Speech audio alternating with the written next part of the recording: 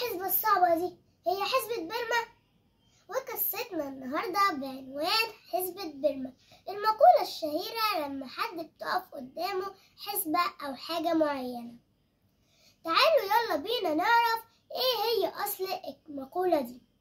زمان في قرية صغيرة اسمها بيرما كان في ست عايشة في مزرعة في القرية دي، وكانت معاها سلة مليانة بيض رايحة بيها السوق علشان تاخد رزقها منه.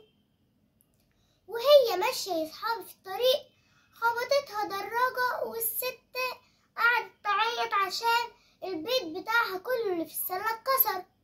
وكل الناس اللي كانت ماشية من الشارع ده اتلموا حواليها وقالوا لها: مالك يا ست انتي بتعيطي ليه؟ راحت قالت لهم: اصل انا كان معايا سلة فيها بيض، والسلة دي انا ببيع البيض اللي فيها، والفلوس اللي بتطلع لي بستناها من الاسبوع للاسبوع. قالوا لها: طب انتي كان معاكي كام بيضة؟ هنا بقى يا صحابي المفاجأة. قالت لهم: لو عديتوهم بالتلاتة هيتبقى بيضة، لو عديتوهم بالاربعة هيتبقى بيضة، لو عديتوهم بالخمسة هيتبقى بيضة، لو عديتوهم بالستة هيتبقى بيضة، لكن لو عديتوهم السبعة مش هيتبقى ولا أي حاجة. وهنا بقى كانت المفاجأة، محدش في القرية خالص قدر إن هو يعرف إيه هي عدد البيض اللي كان في السلة.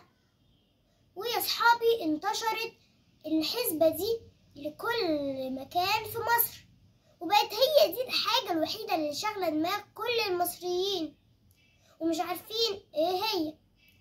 والطريف هنا يا صحابي ان في واحد فعلا قدر ان هو يحل حسبة بيرما. تخيلوا طلعت كام؟ طلعت 301 بيضة.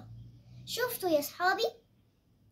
هو ده اصل حسبة بيرما. شفتوا؟